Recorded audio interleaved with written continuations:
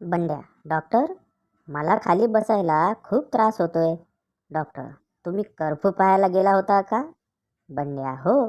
पण तुम्ही कसं काय ओळखलं? डॉक्टर, सध्या त्याचीच साथ सुरू आहे.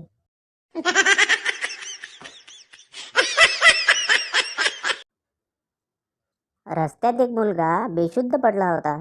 लोकांची गर्दी जमली. त्या गर्दीतून एक वयस्कर काका म्हणाले, अरे जा, कोणीतरी लिंबू सोडा घेऊन या. एक तरुण मुलगा धावला आणि 20 रुपये खर्च करून लिंबू सोडा घेऊन काकांच्या हातात दिला. काकांनी तो सोडा घटाघटा पिऊन टाकला आणि म्हणाले, मला असे प्रसंग बघूनच घाबरायला होतं.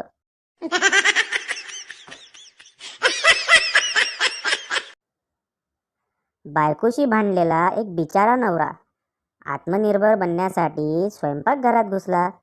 घरी असलेले 4 ब्रेड स्लाइस भाजले व त्यावर हिरवी चटणी लावून खाल्ले.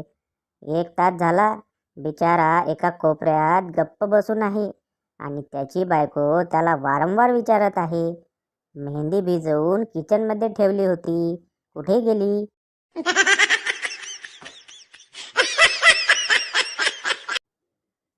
दुनिया के किसी भी बाप ने अपने पुत्र को पढ़ाई का महत्व इतने सरल तरीके से नहीं बताया होगा. परीक्षा में तेरे द्वारा दिया गया हर गलत उत्तर तेरे भविष्य में होने वाले हनीमून को स्विट्जरलैंड से झारखंड ले आएगा. ये ध्यान रखना.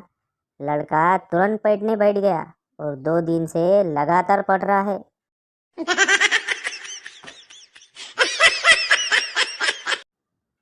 बनल्या, काका, हे एक अंड कितीला आहे? दुकानदार, फक्त 7 रुपयाचे.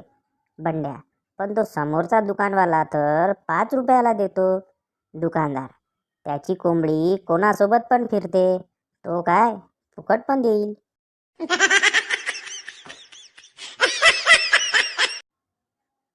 डॉक्टर एक चिठ्ठी लिहून देतात. डॉक्टर, हे घ्या, यावरच्या गोळ्या नियमित घ्या. बंड्या, डॉक्टर, यामुळे माझ्या अंगाची खाज नक्की जाईल ना? डॉक्टर रागावून, नाही, तुमच्या बोटांची नखं वाढवण्यासाठी दिली ती औषधं.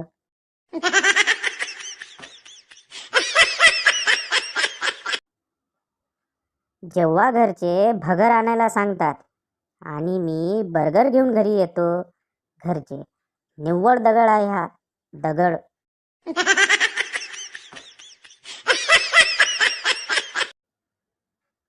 लग्नाच्या पहिल्या रात्री बायको नवऱ्याला, बायको, अहो, मला ना जीव घाबरल्यासारखं वाटत आहे. नवरा, अगं तुझी आज पहिली वेळ आहे ना, म्हणून.